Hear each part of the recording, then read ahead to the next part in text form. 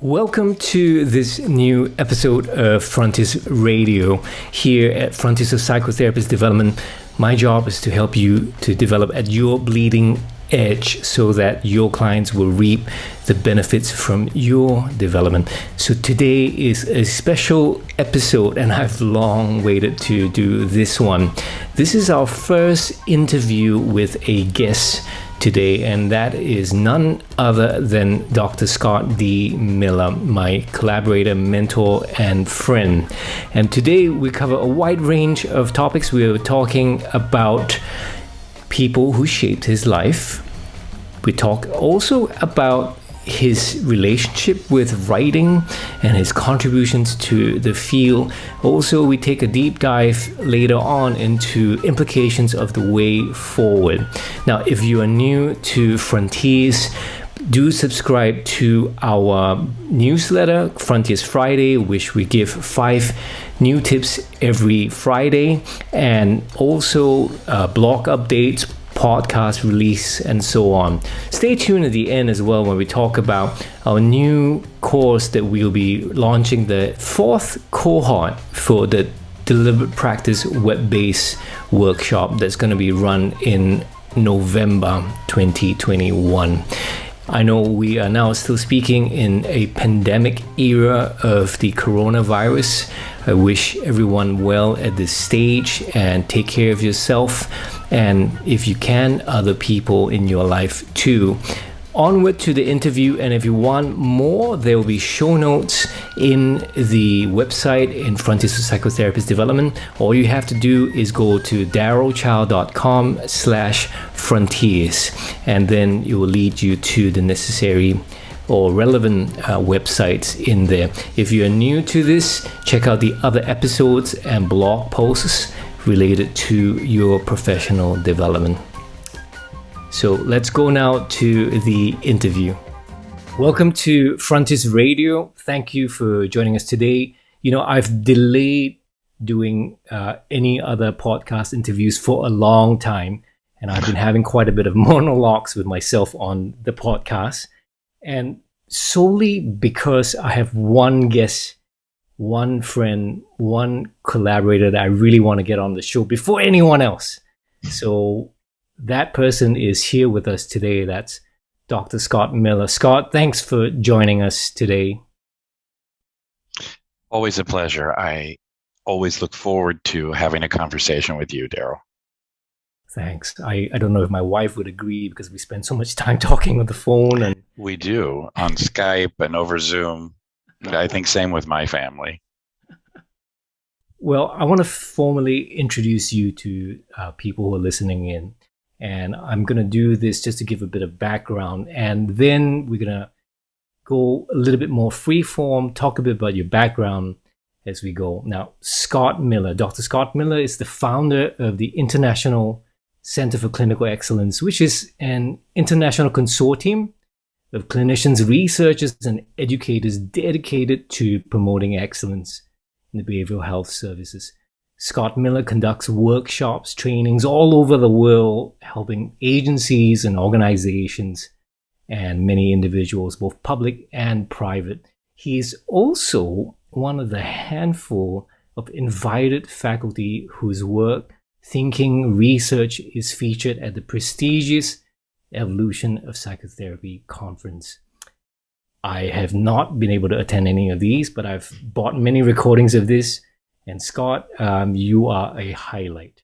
And for those of you who have never heard him, you should, because he's humorous, he's engaging, his presentation style is par excellence. I've learned quite a lot from you, Scott, over the years.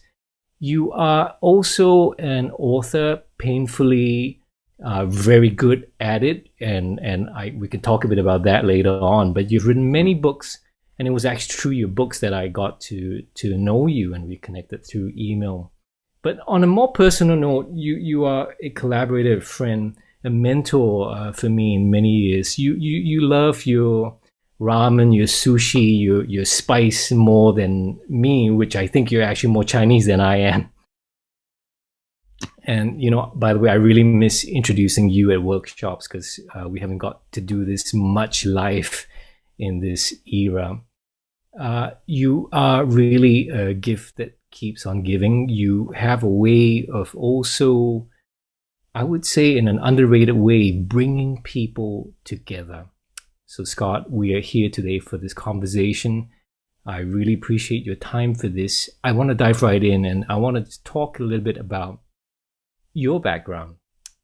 You know, you've done many interviews. You've done all kinds of presentations. I love to hear a little bit about the people in your life that has inspired you, that has been your mentors formally or informally for you. Can you talk a bit about that? You're talking professionally, Daryl, here? Yeah, both. Whatever you feel it's relevant.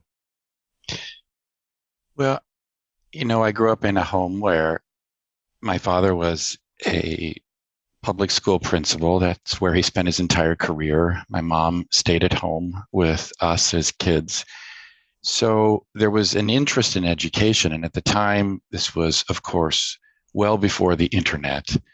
The source of all wisdom in my house was the World Book encyclopedias. And there were several sets over the years that sat on our shelves, and we would read them as kids, and we would read them as a family. And when questions came up, very often, we would turn to the World Book encyclopedia. And prior to the World Book, which was sort of the adult version, there was a series called the Childcraft encyclopedia, which was 25, 30 volumes that also sat on the shelf. A bit more simple language and drawings and such. Yeah. So in my house, there was always an interest in education and in answering questions by looking at what we knew from the experts, from, I guess you could say, research collected by the writers in those encyclopedias. So that's the environment that I grew up with in the home. I would say that professionally, I've been extremely lucky over the course of my career. Very early on, baffled by my graduate school education and not finding the support or perhaps the information or the answers that I was looking for from classrooms. I sought out two people. One was Lynn Johnson, who was a local psychologist. I think he was an adjunct professor at the university, but that's not why I met him. I met him at a workshop, and he invited me to sit behind his one-way mirror. And it just so happened that he was connected to key people whose work I was interested in. He knew John Weakland and Dick Fish quite well. And so through him, I met those people. I sat behind, Lynn's one-way mirror for most of the years I was in grad school. He never charged me. It was eye-opening because, of course, my exposure to therapy, I had no personal experience at that time in therapy. So it was what I had read and imagined in my mind. And then for the most part, the Fritz Perls, Albert Ellis, and Carl Rogers interviews that you watched in your classroom. That was the extent of it. And I have to say, it was that trying to figure out what therapy was ended up being a lot like that old game telephone that kids used to play. Right. You know, you would pass descriptions down a row of people and then tell you, and you would have to somehow make that happen. And boy, in my practicums and in the role plays that I did as a grad student, it never seemed to look like, to feel like what I saw in those videos. So Lynn was a very generous person with his time. He let me sit, and then we would talk about the experience. And it wasn't just me. There were several other grad students as well that I rubbed shoulders with and interacted with. The other real key person for me was Michael Lambert. And Michael was, I didn't know this because as a student, all of these people seemed very old to me, to be honest. But Michael wasn't that much older than I was. He was in his first years at the university at the time, and I had been sent to talk with Mike Lambert by another person, Harvard-trained student of Skinner, Hal Miller, no relationship to me. And Hal was really how I decided to enter the field of psychology. As an undergraduate student, I was casting about. My major at the time in school was accounting, and I had to fulfill some general education requirements. One of those was Psych 111. So I went to his class. Now, for me, what strikes me to this day is that Hal's first words, if I'm remembering correctly, were, "I don't care if you come to class. Here's what you can do to get an A. Here's what you can do to get a B. If a C is sufficient for you, here's what you need to do." But that was shocking in and of itself. More shocking was his classes were packed every single time, despite his disclaimer, "Hey, you don't have to come." You wanted to listen to Hal talk. He was gripping, intellectually stimulating. And I half suspect, since the students, I'm not making this up and I'm not exaggerating, if you didn't get there early enough, there were no seats left in this stadium style classroom. So wait, I have to clarify. So Yeah. Hal Miller, he's teaching psych, like 101, and you were majoring in accounting at that time, right? Yeah. And this class sort of like pulled you into this topic, this field a little bit more. Well, and I'm not sure it was the topic. Okay. I wanted to be like Hal. He seemed enthusiastic about what he was doing. Here he was, again, a PhD from Harvard, worked and had worked closely with Skinner. And he was just so intellectually stimulating. His lectures were always satisfying. This is what I thought college would be, rather than ticking boxes and passing tests. I thought it would be this exchange of ideas, this debate about truth, the pursuit of knowledge. And Hal's class was like that. And I really wanted to be like Hal, frankly. And Hal just happened to be a psychologist. I suppose if he'd been an engineer, you and I wouldn't be talking. Yeah. I'd be being interviewed on the engineering podcast.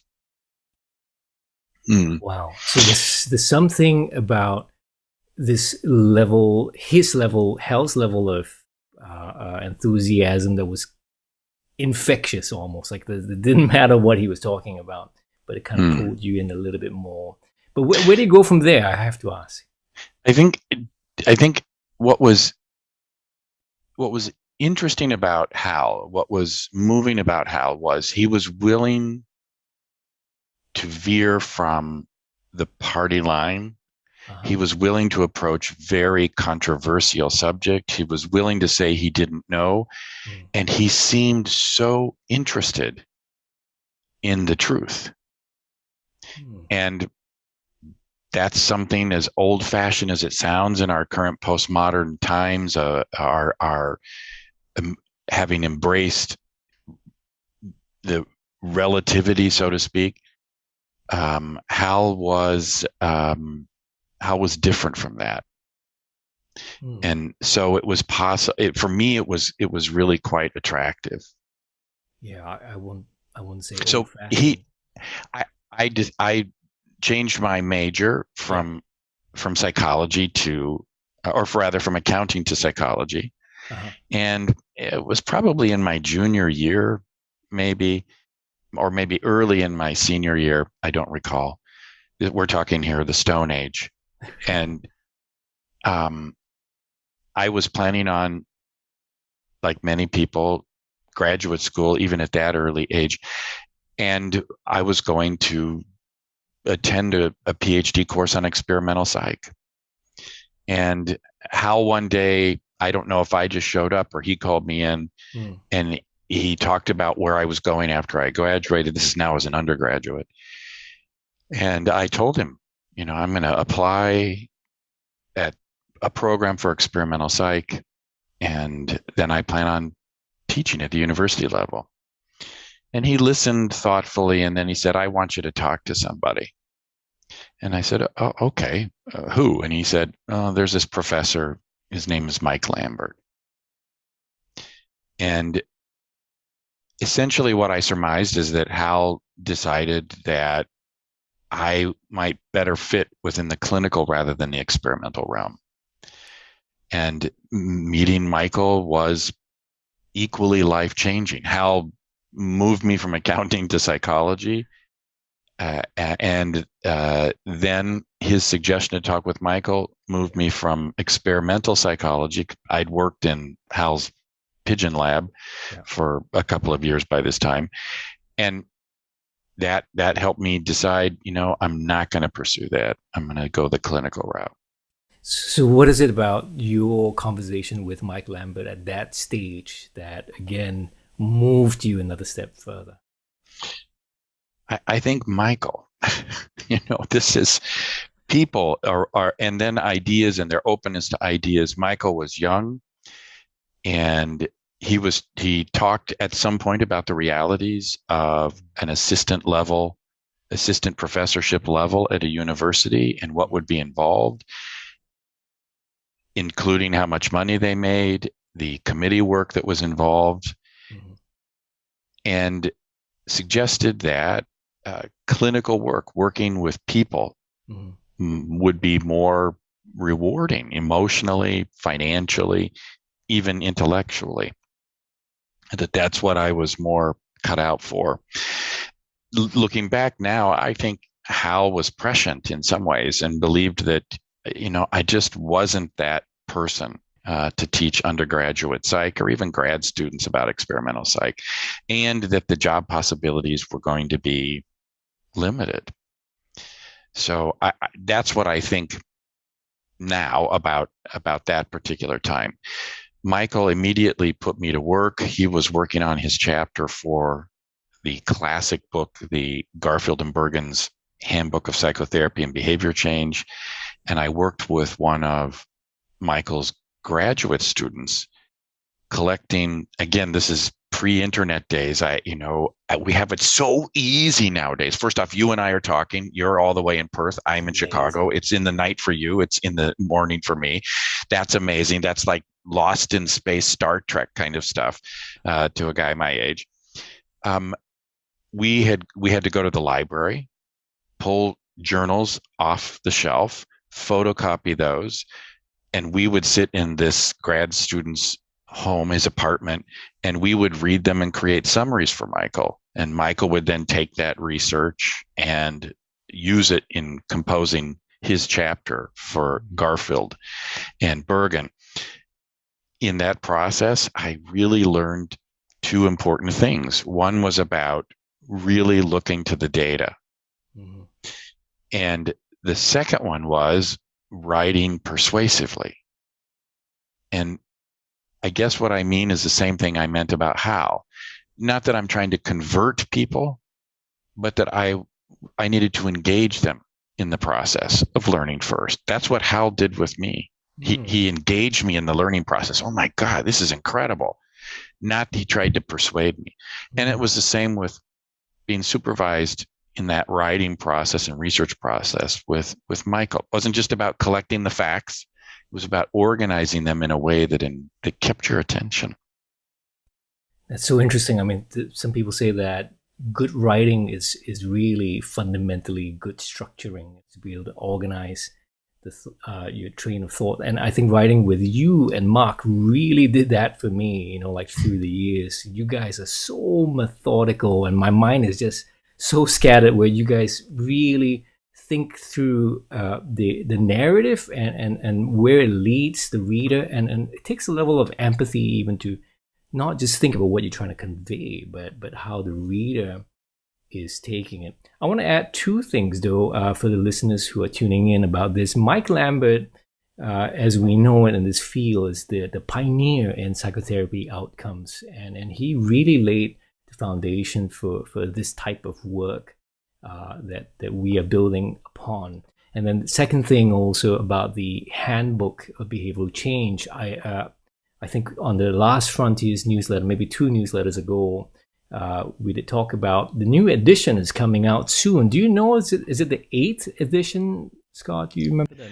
I don't remember the number. We're up there around the 8th, and I've seen some of the preprints already. They get passed around behind the scenes, and it is as stimulating and interesting as it was nearly 35 or more years ago. And each volume is on my shelf up here.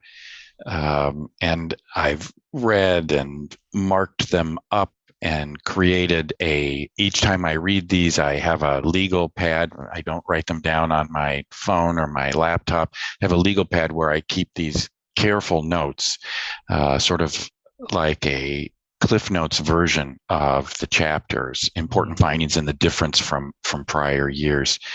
It's an amazing volume. I fully agree. I mean, it's a real deep dive if you want to, get a real understanding of the landscape of psychotherapy research. I want to ask as well. You made moves early on from your undergraduate, from accounting, moving into different sub branches of psychology. What was it like on the home front? Like, did your parents think you lost it, or were they very approving of what you're doing? Or? Well, I can remember my mom saying, and we weren't a wealthy family, we're sort of comfortable at the time. I never thought that we were poor. At the same time, we lived a rather Spartan existence. Compared to nowadays, we didn't take fancy vacations. I think I can remember the number of times in my first 18 years on 2 hands that we ate out at a restaurant, other than a drive-through hamburger kind of place. Right. So when I told my mom and dad that I wanted to switch from accounting, which I think my mom saw as steady work that required a good mathematical brain and attention to detail, that I wanted to switch to psychology, I think her exact words were, "Oh God, Scott." This was not viewed as a scientific or, in my family's opinion, a well-regarded field, one in which you would make a decent living. I think at the time, there was lots of news about psychologists that had more radical ideas, Timothy Leary, for example, and they didn't know much about psychology. So she wasn't initially very positive about that. If I would have said, I've decided to switch to medicine or veterinary science, it would have been perfectly fine. Yeah. Psychology was an unknown entity to them. So, but within short order, they could see my passion about the field, and they were ultimately very supportive. I've never really drawn the connection because I know a little bit about your background, Scott, but now that I think about it, we share some similarities in terms of our academic background. So I didn't do so well in school, but I managed to get into a tertiary business course that I did. But I nearly, and this was like in a polytechnic, and I nearly got a PhD early on, a polytechnic halfway dropout. I nearly couldn't complete that, and just thanks to some default, I had to go to do Army for 2.5 years. It was only after that time that the idea of psychology, I had no clue what that was. That then I went into something at about age 21 that seems to click for me, that everything made sense. Now, I want to ask you then, after that string of encounters with Hal Miller, with Mike Lambert, and then you were going your way, what were some early pivotal Genesis moments for you after that? Maybe not Genesis moments, but like pivotal turning points at that early phase. So Mike Lambert suggests the clinical route, and I decide to apply for various schools. I looked at a number of programs. I was also considering my budget. I didn't want to incur loads of debt, so I applied broadly. Right. And I was accepted to a number of schools around the country. But the particular program one of the programs I was admitted to was nearby, just up the road, the University of Utah. And so after much consideration, and really for me, this was just about completing my education, I decided to go there. And while there, again, I met some amazing people. Michael Patton, who was a wonderful person, researcher, who was really quite interested in Kohut, and in particular, Kohut's work aimed at bringing empathy back to the analytic process. There was Tom Cale, who had done initial research showing how culture and race, unacknowledged, influenced people's decision making, in particular school teachers, how they viewed kids and whether or not they aimed resources at them. And then in my very first year, another person who was in their first year of tenure at the university, Bruce Wampold, who was my stats teacher. So I've got these three characters, all of whom, again, are amazing teachers and really dedicated to teaching. At least my experience of them was, and shepherding me through the process. And I was in a program that was a bit unusual for me, given my age. I was young, and in the program, I was the youngest person in the program. Is that right? All of the students, I'd gone straight from a bachelor's degree into a PhD program, which has become increasingly common now. At the time, though, very often the students accepted into this particular PhD program, at least, had already worked in the field for some time. So many of the other students had a licensable master's degree in social work. There were nurses, for example, who were going back to be retrained as psychologists. So, for many of them, they were 4 to 10 years older than me. In the program. So there were also the students who were knowledgeable and interesting, and it was what was that like in your space then? Like, given that you were the youngest, and the people who were like got their hands dirty, and you were really keen and interested in that. But what was that like for you? Well, I was probably annoying to most because I'm like a mosquito. I want to suck your blood, and I'm going to fly around till I get a drink. And so I had lots and lots of questions, and I at the same time, I probably reinforced this feeling that I carry with me through to today, that I don't get it often the same way other people seem to get it. So these were experienced people. They'd worked in the field, and I was even trying to understand what therapy looked like and felt like. Well, they'd all been doing it in many cases and had been in therapy, which it was I think added to their knowledge level, at least. So interesting. So I gotta ask, this may be a little bit of a tangent of sorts. You also wrote books that are outside of our field, and one of them was the Book of a Mormon. Mm. Now that, well, when you look back from where you are at and your evolution, I mean, we're just scratching a piece of a season in your life. What prompted you to want to write that? So, Book of a Mormon came out in 2015. In between writing projects, Mark and I had often discussed writing about some stories that we shared back and forth while we were composing and writing and just getting on the phone together to talk. Yeah. Mark had been raised Baptist. I had been raised in the Mormon church, the Church of Latter-day Saints, as a kid growing up, and we would often share these experiences and laugh and in some cases cry about them.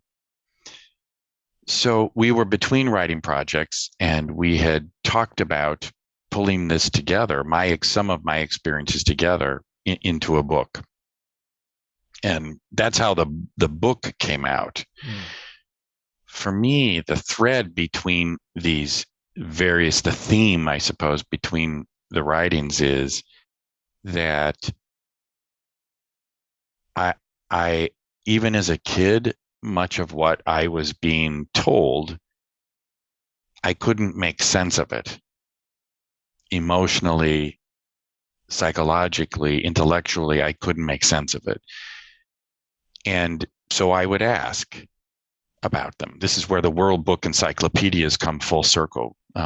In the book, I tell a story, for example, that I have no personal memory of, but the family tells me that this took place.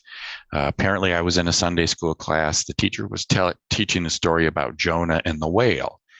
And I apparently went home and grabbed the World Book Encyclopedia Volume W, and I looked up whales, and I couldn't figure out where a person could live for 3 days inside that whale. And the next Sunday, I brought the volume to Sunday school class, and apparently I said, "Can you just point out where Jonah lived in this whale?" And all this, I'm assuming, was very naive attempt to sort of grasp this in a very literal way. And the teacher said, again, apparently, it wasn't a whale. It was some other fish. It was just a big fish. And I said, "Well, tell me which one it is. I'll go look it up." So it started at a young age, just tell me how to fit all these things together. Yeah. And I relate the story in the book because I think it ties with where I am when I'm looking at research or trying to compose. You just talked about writing. I only write because I find the process laborious and painful when I'm trying to pull together things. So I don't write fluff papers, meaning I don't mean fluff that they're not important. I mean fluffy pieces where I've worked it all out for myself. Instead, each volume is me trying to work out the same puzzle. Which fish was it? That's what it is. It's always that. Yeah. By the way, I mean, that book that you co-authored with Mark Hubble, when I first read the advanced copy when you sent over, the one thing, I don't know if you recall me saying this to you, it read like Catcher in the Rye.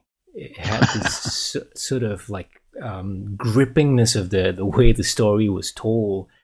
And many times when I was flipping the page, I was like, can this be true? Like really? And I just want to keep going. So it's a really job well done.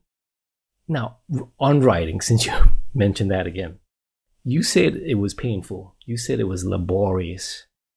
So why go through the pain? What, like is that your, like as you were saying, your process of pulling things together, connecting the dots? I mean, is it worth the pain? Because you are prolific through your body of work. Is it worth it? I can tell you that my personal experience is when I've completed a writing project, whether that's an article or a book, then I'm done with it. I'm done with it. Publishers consider me bad for business because by the time the book is out, I'm no longer interested in that because I'm on to some other aspect of the puzzle. So it is painful in the same way that maybe, and I don't have any personal experience with this. I watch my partner Karen do it. It's like birthing a child. Is it worth it? I think most parents would say, "Oh my, despite all of the work, it's really worth it." So it is, but I also think it fits with not everybody has to do this. It also fits with me trying to work things out. It is a way that I've found helps me sort and make sense of my experiences.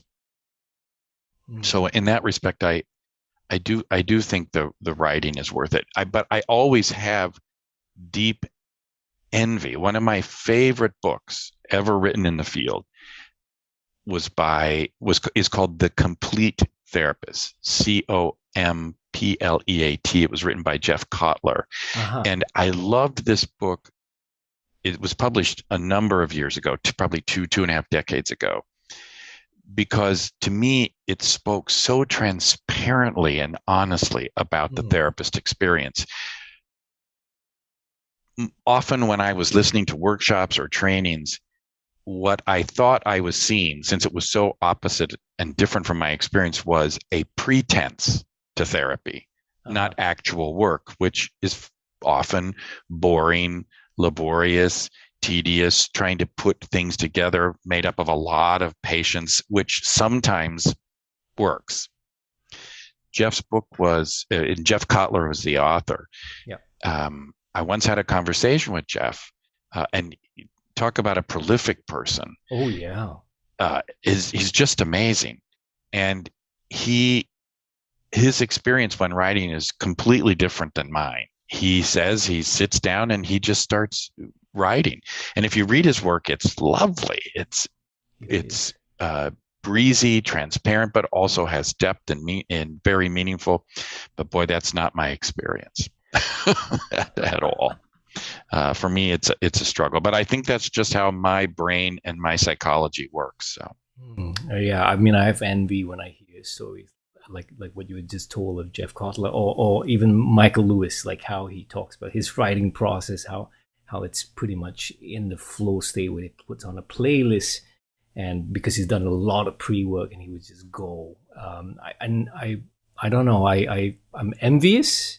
I still secretly strive to be in that kind of flow state with writing, but I think it's getting just a tad bit easier as the years go by. For me, I wouldn't say it's easier, but what I do think has happened over time is I've accepted that this is the way it is for me. Right. If I'm fighting it and looking for some utopian state in the future where I just sit down and the words flow from my fingertips, that doesn't happen for me, and I've just come to accept that that's the case. Right. And I noticed that, like, even for the Book of Mormon, even though it sounds like from a first-person perspective, you chose to write together with Mark. In the Better Results book, with three of us written it as well. You could have easily written solo on your own. Help our listeners as well, like, talk about what it does for you collaboratively versus individually, doing it individually. Well, here again, I have to say how fortunate I am to have met Mark and become friends with him. I met Mark at what was then the Family Therapy Networker conference. This is probably 1992. Right. And so just to be clear, this is Mark Hubble. Yes. Yeah. And he was doing a presentation at the conference, and I went to listen to him speak. Yeah. And we just hit it off. And in fact, after I watched his presentation, I asked if he'd want to have lunch with me, and we walked across the street from the Omni Shore Hotel, where the Networker Conference has been held for decades. Yeah. And I think the bar is Murphy's. So we went across the street to Murphy's to have something to eat for lunch. And the ideas were, just to use your expression from a moment ago, we were in flow. And by the end of that 45-minute lunch, on a cocktail napkin, we had mapped out the organizing structure of our first book together, which was Escape from Babel. Right. The ideas coalesced and came together, and there was just a big, amazing amount of energy. Do you remember roughly what year that was? I think that was 92, because Escape from Babel came out in 95, and I think the book took us a couple of years to write. So it was 92 or 93. So probably about a year of writing for the book, and then its production. Again, the speed to production, time to production now is much reduced. But at that time, it took about a year before the book came out. And it just was an amazing experience. And the person who has most shaped my writing is Mark Hubble. He has amazing vocabulary and ability. So I know you and I share a joint interest and love for the Beatles music. And you ask, what's it like? And I don't mean to compare the writing to the Beatles, but the process seems quite similar. The music that included both Paul and John is qualitatively different from the tunes that were written solely by Paul or John. And we could spend hours talking about those individual songs, but I don't want to write alone. And I've been very fortunate that Mark has been willing to accompany me as we explore these ideas. It's so true. Like I think you and I were saying before on one of the webinars that Mark is a true bass man. Like you don't really see him, but you feel his presence through the work. It's a great analogy. And just so anybody who's listening knows that's Mark's true love. And he plays the bass as well, isn't it? He plays the bass as well. And I really like how you express it. You feel him, but you may not see him. His influence is all through the writing we've done together in a major way. And I don't know if I said this to you before as well, Scott, like Escape from Babel was a book that I stumbled upon in the University Library in Queensland when I was an undergrad by accident. I was just walking around. I think this was just like before my birthday or something. I was just kind of like going around the library, and for some strange reason, I kind of liked the smell in the library of the paper. And I get it. Yeah, and just going through the shelf, and I pulled out one, and it was Escape from Babel. And I thought, what is this? And then I remembered my lecturer who taught counseling mentioned your work. And I remember the name, Miller. And okay, and I saw that book. And I couldn't afford to rent or take it for too long, so I ended up illegally photocopying the book to have my own copy of that, and which I still have it somewhere. It left a huge impression for me because I'm so glad from the get-go Dr. Robert Close introduced your work in our studies, and then I stumbled upon your book, and I went on to read Impossible Cases, and I think it was Heroic Climb as well, and so it goes. You wrote a piece, I can't remember the year, but you wrote a piece, I think it was for an Australian publication, Losing Faith. Do you remember that one? I do. And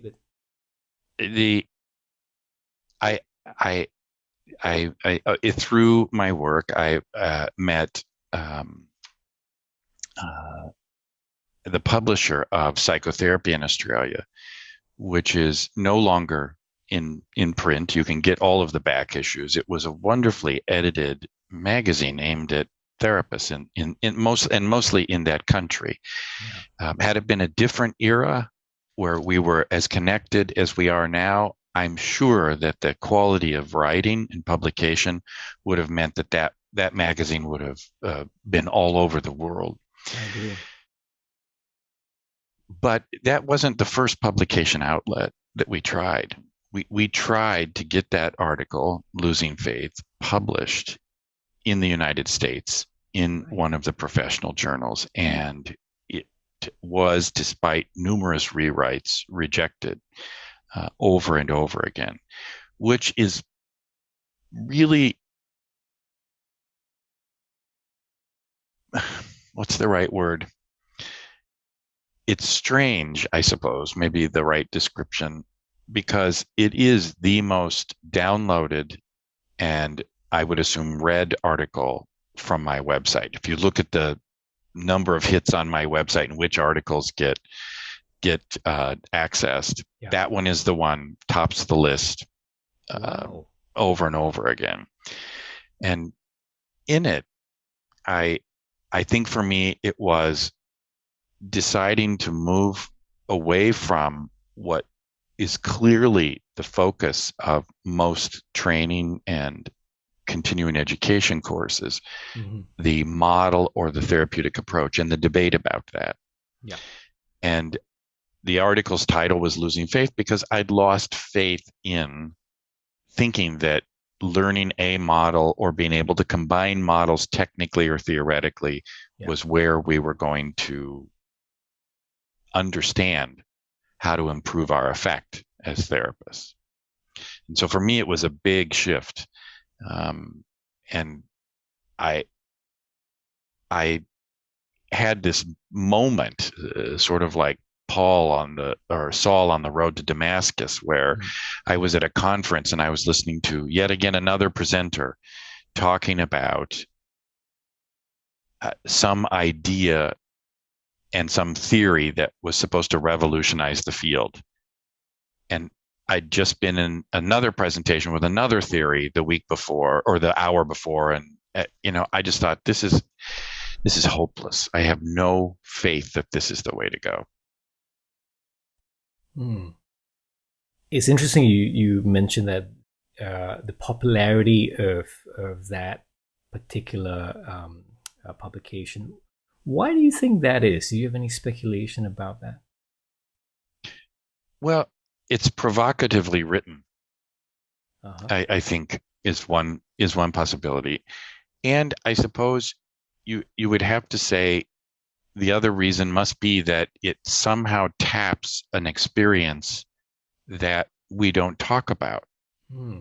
So I suspect that other kids at Sunday school had the same question as I did about the whale. That they were wondering, really? Is that the case? But I was the one who asked openly.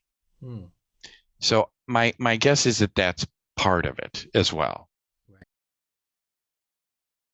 I think the real contribution I feel that you've made, amongst many other things, but in this aspect, was not only that you were willing to put your hands up and ask the question, but you were also moving. There's a sense of like, you're not gonna just rest on your laurels and you're gonna stop there. I mean, when I think about where you've been and the places you've traversed, the landscape that you've gone through, and we didn't even talk about the brief therapy camp when you were there in Milwaukee. Feel free to pull me there if we need to, but you've never stopped and said, okay, yeah, this is it. You were willing to challenge, rethink assumptions, because that particular paper spoke on that level for me. Like, wow, this guy is thinking something that I'm thinking about that I have not formulated my thoughts around. And he was bringing all this up publicly. Mm. The other paper that did that, for me at least, was, if I remember the title correctly, not waiting for supershrink. The supershrink's paper in 2007 in the Networker. Mm. Because again, that was you talking about your travels and how, you know, things were going the same, but then you read a particular article that really jolted you. You want to say a little bit about that? So sometimes let me just connect this, please, to my early experience to give this kind of a gestalt or a whole. That sometimes people would say to me, well, have you left religion? You don't like the church? And, you know, I'm not a churchgoer, but I would never deny that early experience and say I'm an ex-Mormon. I would never say that, even though I haven't attended services or been involved with that organization now since the mid 80s.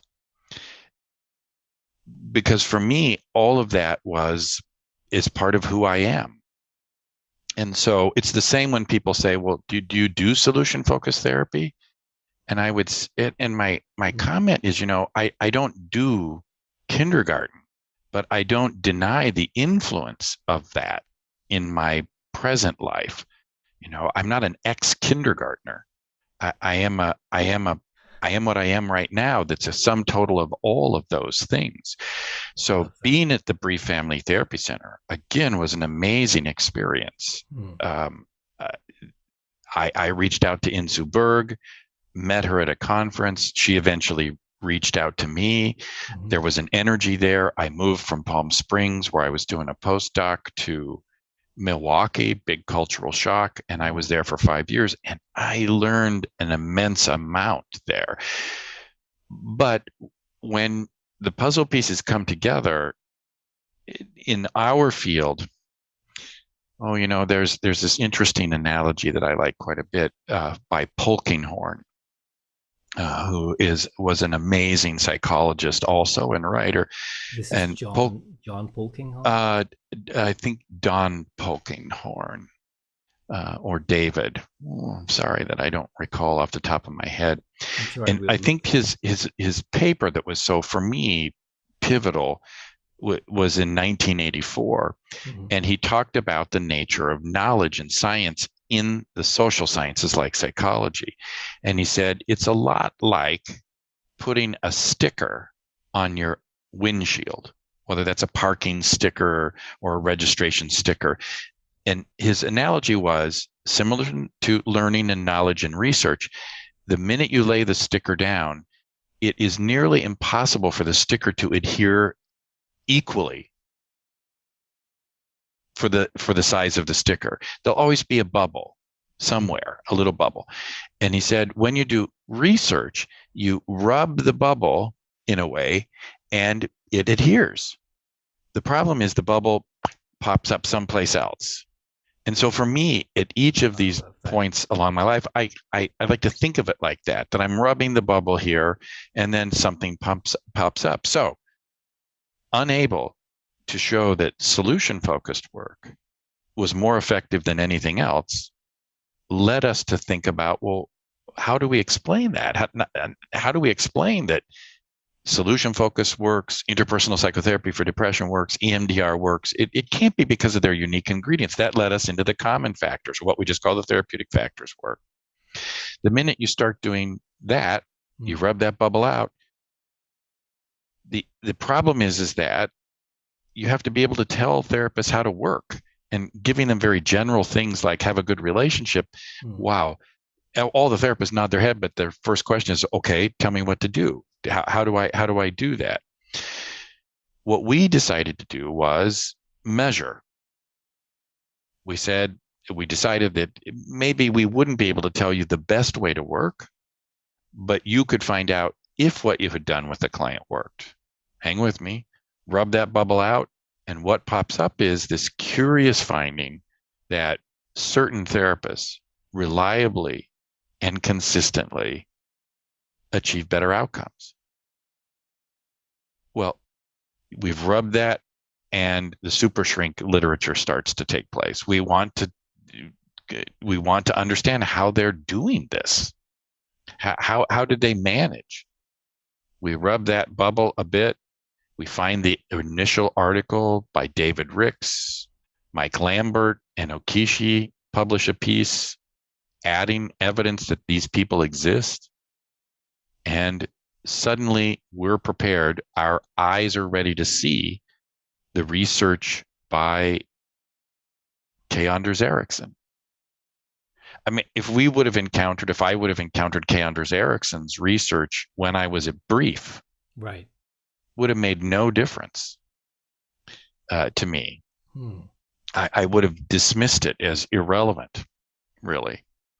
So it just seems this path, and we rub the Anders Ericcson, and suddenly deliberate practice is the answer. And now we're rubbing deliberate practice, you and I, and other challenges are that need answers, that need puzzle pieces put together, are apparent.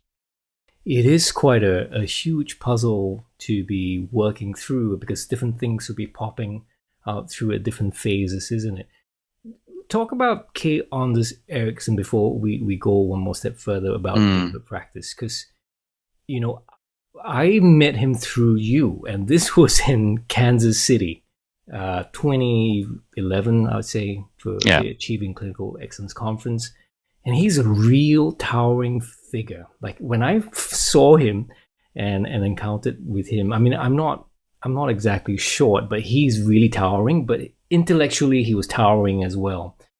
And I really felt scared. Like, I didn't know, I didn't want to say the wrong thing, because we were embarking on this study formally, you know, looking at the effects of therapists on outcomes. And then we spoke, we met at the lounge, and we were discussing ideas, and he was really interested in ideas. He was like asking us questions and all that. What was going through your mind when we met him then at Kansas City?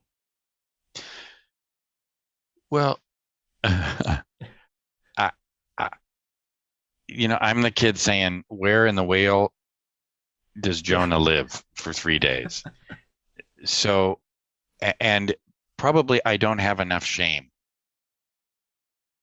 But it's because I'm not trying to prove a point. I'd like to figure this out. And I'm taking you at your word when you say something that, okay, well then let's follow this rubbing the dot, rubbing the bubble. Yeah. So I read about Anders Ericcson. I'd never heard of him. I read about Anders Ericcson in a magazine in a middle seat while flying back from Scandinavia. And this problem had been circling in my work with my colleagues at the time, which was, how do we account for these super shrinks? And as I read this article, it was, as I say, in Fortune magazine. It was written by Jeff Colvin, who wrote another book, Talent is Overrated, that post-dated that article. It was as though he was speaking directly to me about this question, because he'd spent his life trying to understand why some athletes were better than others, why some business advisors were better than, why some surgeons were better than others. And of course, he had this answer that they spend more time at the edge of their current abilities, pushing themselves, reaching for new performance objectives. So I did what I've done since I was an undergraduate. When I got home, within a few days, I called him. Now, here's the connectedness of the world. Because I grew up Mormon, I spoke Swedish. Anders Ericcson is from Sweden. Oh, that's right. Yeah. So when I called him at the University of South Florida, or I think that's where he was, he answered the phone of his office, and I spoke to him in Swedish. to me, what was most surprising about that first conversation was he said, well, you know, that's so interesting because you are the first therapist, someone from mental health, Yeah. to ever call me about my work. So he was constantly being called by Olympic coaches and Wall Street executives and medical schools. Never had anybody called him from the field of psychology, mental health. Never. And he was like Lynn Johnson, like Mike Lambert, like Bruce Wampold, very generous with his time, as you know, willing to answer our emails, willing to talk to us on the phone, willing to come to present at the Achieving Clinical Excellence Conference for what was a pittance, chump change, really. We hardly paid him anything, mostly because I begged him to do that. So that's how it started. Pick up the phone, I tell people. Pick up the phone. Talk to these people. If they don't answer or they're rude, hang up. If they're not interested in ideas, but rather having you buy their ideology, whatever it might be, don't go there. And as you know, I interviewed Anders, would have been back in June of this year or last year. Only about 4 weeks later, he passed away in his sleep. It was a terrible loss, not COVID related, but just a terrible loss. Just a giant, intellectual giant for me, a mentor, and again, just a very generous person. Yeah, his generosity. I mean, just thinking about it right now as you and I are speaking, really sends me chills, because I've never had somebody in his status come up to me, then a lowly PhD student. I left everything from Singapore and decided to go back and study. And he came to me and he said, hey, if you need anything, just email me, okay? And I was like, oh, thank you very much. Like I thought it was just a very polite thing he was saying. But no, he repeatedly said, no, just don't feel bad about needing to. I'll be more than happy to lend a hand. I'm like, really? Like, yeah, you would do that? Yeah. I mean, Daryl, I had lots of professors, as I know you did, going through school. But I have been in continuous contact with the people I've mentioned in this interview. That's right. Over the span of my career. I still have regular conversations with Lynn Johnson to this day. I was just up last week and drove up to Madison to spend the afternoon with Bruce. And all of these people are both generous, but they're also transparent and willing to provide feedback. So more than once, Bruce, who I consider one of the brightest lights in terms of design of research and truth seeking, I've had him call me and say, hey, Scott, you've gone too far. This particular way you've been reasoning things, let me show you some other ideas about that. To this day, that happens. Yeah, I do have to add on this one, Scott. Bruce Wampold as well. You and him both knew I was going through a sticky, thorny situation at the end of my PhD. And, you were helping me out. He was helping me out as well. And he would write to me after that and say, like, are things okay now? Like, is it settled? He was checking in. Wow. The level of just almost like involuntary gratitude that you feel for somebody who's just doing this because they're just doing it. There's no other reason for that. They were just caring enough to check in. And Scott, you are like that too. You have been that way for me. You are one of the few people, actually, may I admit, you are one of the many people that I wrote to in my early career, and many don't reply. Many don't keep up the conversation, and you did. You were interested, and you were open for the conversation. And even when you were advising with me as an external supervisor for my PhD, one thing I remember, I was sitting in the small rented apartment that my wife and I were in. We just moved.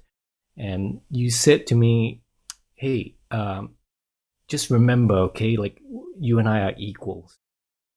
And I don't know whether you sense this because of my Asian heritage or the way I presented myself, but that meant a lot because I told my wife, like, hey, he said that. And my wife said, yeah, that's good. You know, that's the kind of I believe that, actually. Thanks for that. Thanks. So I know you've been very gracious with time doing this. I do want to ask something about going forward. What are your thoughts? Like, we've done this book. Was it last year? I'm lost for time. 2020. 2020. Yeah, I mean, the time just flies by. It does. And then now, we are busy scurrying for the edited book, the field guide. What are your thoughts about the frontier, not just for us, but for the field? And where do you think, where's the next bubble? So I think there's some much fleshing out that needs to be done with regard to the application of deliberate practice to improving therapists' effectiveness. And the field guide is an attempt to do that. It really is. And here we also reconnect with everything that's come before. So a key part of the deliberate practice is to figure out something you can work on that also has leverage on outcomes. If you approach our field and say, how can I improve my outcomes? They'll say, use this method for that problem. We know that methods have some, but limited in general, very limited leverage on outcomes. But more importantly, it may not be your weakness. So we're fleshing that out in the field guide. Can you say that again? I think that's a really critical nuance that you're saying, that about the methods, but then it may not be the area to work on. Well, as you know, 2007 is when we first used the term deliberate practice in a professional publication aimed at therapists. Yeah. As far as we've been able to find, that's the first time in the history of the field that term was used. Now, deliberate practice is a thing. It's become popular. It was the topic of many of the presentations in the Society for Psychotherapy Research, one of the preeminent groups of psychotherapy outcome researchers. There are articles coming out with that in the title now. And many of these articles, again, in my opinion, are doing what our field has always done, which is conflating practice of certain protocols and strategies with deliberate practice. So the difference between practice, which is doing something over and over and over again, and deliberate practice, which is finding first what would improve your effectiveness and then practicing that. Mm-hmm. That's the key difference. So that requires pre-work, and there are no shortage of people who are willing to sell us ideas about just do this and you'll be effective. That was my experience from the initial time in the field. Yeah. Just practices. So what you need to ask is, where in the whale is Jonah live for 3 days? Where does it suggest that if you use this technique, your individual outcomes will be better? There isn't any evidence of that. So we need to identify what we need to uniquely work on to improve our effectiveness. And again, that's where the new book, the edited work, the field guide is supposed to help us fill in. And we've been, again, fortunate to attract very talented leading researchers to participate in fleshing that out and connecting it to the factors which have leverage on outcome, which connect me back to the common factors in a way. It's not that this is a common factors approach to doing care, but it is a common factors informed way of finding what you could do that would have leverage on improving your effectiveness. So I'm sure you heard this question been posed to you, Scott, because I get this every now and then from people who are actually rather astute and listen very carefully to the details and the nuance of what the literature is saying. So some people end up saying, so we just need to practice more common factors therapy. Yeah. What's your say to that? And that's not at all. That's where we were literally in 1995. This was sort of the thinking at the time that permeated Escape from Babel, and then two editions rather, of The Heart and Soul of Change. Here's the problem with the common factors. The problem with the common factors is inherent in the question. We just need to practice the common factors. Well, how do you do that? Mm-hmm. How do you do that? Well, the minute you ask that question, you then turn common factors into specific techniques. Mm-hmm. And we already know the outcome of that. You're going to be about as effective as everyone else. Mm-hmm. So that was an empirical dead end for our team. We really struggled with the idea that, well, wait a minute, why are we teaching these common factors when, if you use a specific model, you're going to be about as effective as everybody else? Mm. That's what led to the measurement. This is the key move. This is the bubble. If we couldn't figure out what to tell therapists to do, we could at least figure out how to tell them what they were doing at the moment with that client wasn't working. That's feedback-informed work. Yeah. It was a critical step. That is, the implications of that, I think, are still being felt in the field as people start to pick up the measures. Yeah. But let's be careful. Measurement in and of itself is uninteresting. As Birgit Valla, a Norwegian psychologist, would say, having a stopwatch doesn't make runners run faster. Having a measure doesn't make therapists more effective. Thinking that is really rather silly. Instead, you have to figure out, when you have the stopwatch, why did those people run faster? Hmm. And it turns out they spend more time working at their weaknesses. The measures can help us do that. We can find your weaknesses. Then we have to go back to the common factors and say, where does your weakness fit with a factor that has leverage? Is it in the relationship? Is it in the creation of hope and expectancy? Is it in the structure? Maybe you, in fact, do need some different way of conceptualizing your work with certain kinds of clients. I think that's also one of the thing that we ended up doing a little sort of deconstructive worksheet called the Taxonomy of Deliberate Practice Activities to help people kind of pull apart the Lego bit by bit just to see where things are, and then to see what are some areas that needs to work on, like you said, that has true leverage. Now, but I do have to say this though, Scott, this is actually quite, for me, like coming to this point, it is so critical because this speaks of the science of the individual. This is about speaking about the individual, not the average person, not just, the mean of what an average person needs to do. But at the same time, I could feel within myself as a practitioner, that's also a source of frustration, because this means that I cannot just outsource my decision just to some kind of evidence out there. I want to use that, but then I do need to find out what Len Vygotsky would call zone of proximal development, that growth edge, right? And then some people are saying, what? You mean I need to have 50, 60 closed cases before I could do that? That's hard work, right? You can just tell me what to do. What do you say to that? That's what makes us vulnerable to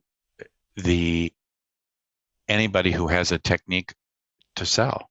So, as you probably know, early on in the deliberate practice work, I was doing something that you advise in Better Results, which is you have to have playful experimentations if you're going to engage in deliberate practice. So don't just focus on reading the therapy literature. What I did was I decided I was going to try to apply the insights of deliberate practice, Anders Ericsson's work, to learning a new skill.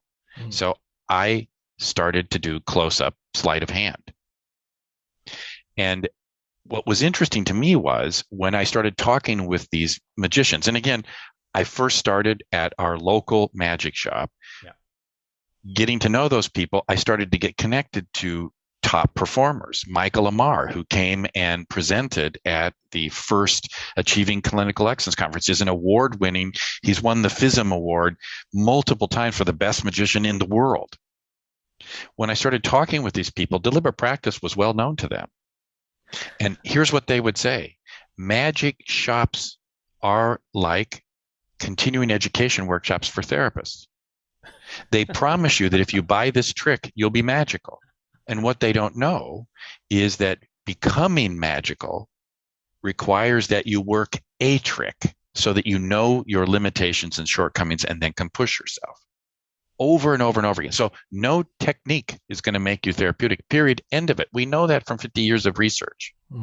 But the very process you described, the laborious nature of the work that you describe, I think, and in part, also our alignment with medical language and medical thinking makes the allure of, if you just do this for traumatized clients, that's the way to work. It makes it almost impossible to not give in to that temptation. That's so true. I know when clinicians will ask me, well-meaning clinicians will ask me, like, hey, you know, what do you do? Like, what kind of approaches do you do? I really have a hard time like explaining that. I mean, I could say very generally what I'm informed and influenced and inspired by, but neither am I going to say it depends, because it's kind of like a catch-all kind of response, because it's quite nuanced, and it's something that I would do probably post hoc, like after the fact. Then I will go, yeah, I was thinking about this idea from hypnosis, and maybe I was thinking about this from experiential work, and then this from EFT, but it just doesn't gel with the way that we are taught. Like when we go for a workshop, it's, let's go for a schema therapy workshop because it has this, right? And the language, the metaphors, the lenses are all borrowed into that view, right? And then if you go to EMDR, the language is in that view. I don't know what your thoughts about this, but I find this bizarre. Like, it's just, neither am I suggesting that we do away with this, but I don't know. I'm conflicted by the way that we train. Well, for me, this is the current bubble. It is a paradox that our field, rather than looking for general laws, which is what science is about, yes, and falsifying those laws, attempting to falsify those laws so we can move forward with a more nuanced understanding. Instead, what we do is we have journals devoted to particular methods. So we have a cognitive behavioral journal, which has research published, which support that way. And we have an EMDR journal, and we have a solution focused journal. You know, to me, this is and then we have organizations around them and certifications around those things. For me, the lens begins to shift if you think of these therapy theories and ideas, which I'm not against, as cultural in origin, rather than reflecting the turf that we're all operating on. So cognitive approaches, cognitively influenced approaches, make much more sense to me if we think of them as reflecting the way we think about problem solving nowadays. The fact that we're dealing with the most literate generation of people on the planet in history, given their formal education. And if you extend this backwards, you can look at the models like strategic therapy as heavily influenced by international events at the time, which was the Cold War, for example. And thinking about, if you go back, behavioral approaches make perfect sense in the era of industrialization. right. So I like to think of these as cultural inventions. Yeah. Psychotherapy in general is a Western cultural intervention, a way of thinking about reconnecting people to to well-being in their lives, with others in their lives, which means to me that instead of looking in the whale, we need to be looking outside the whale, because we could learn from other cultures about healing. So instead of exporting our thoughts and saying this is the way to do mental health, we could be looking out and importing ideas, learning from different cultures, different ways of connecting with people. And for me, that's where I'm headed.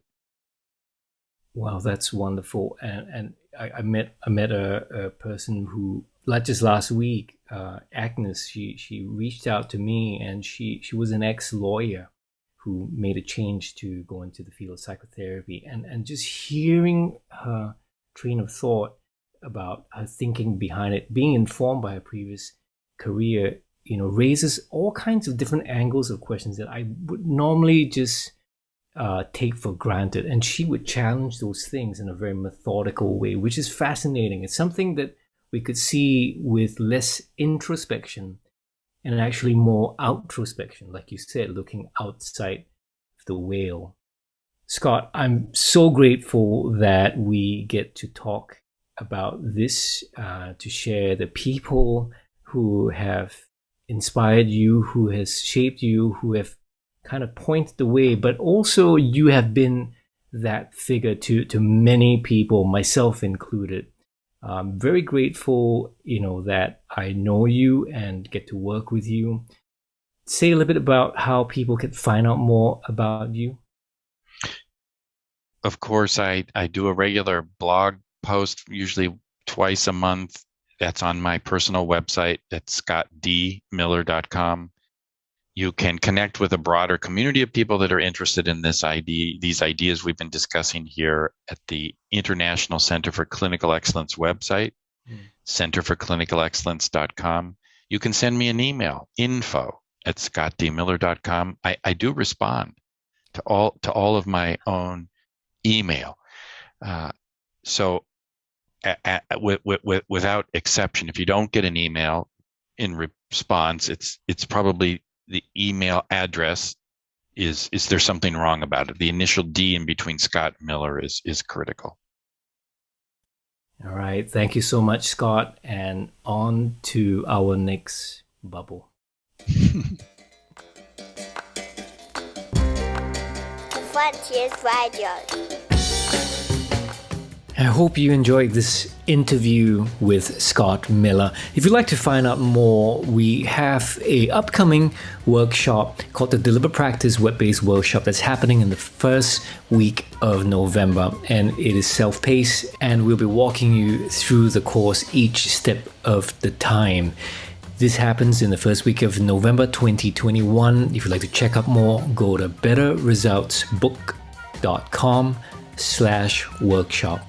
Once again, betterresultsbook.com/workshop. And there are other courses as well that's happening, like Deep Learner and Reuniting Clinical Supervision. But for now, we hope you could join us for this particular cutting-edge workshop that's specially designed not so much as a replacement for live workshop, but specially designed with the learning sciences in mind to optimize applications in your deliberate practice efforts. And if you're listening to this on the video, know that you can also listen to this on the go via our podcast, which is available on Apple, Spotify, or wherever you listen to your podcast from. And if you're listening from this in the podcast, know that you can also watch the live interview on YouTube. Once again, thanks for listening to Frontiers Radio. We'll see you in the next episode.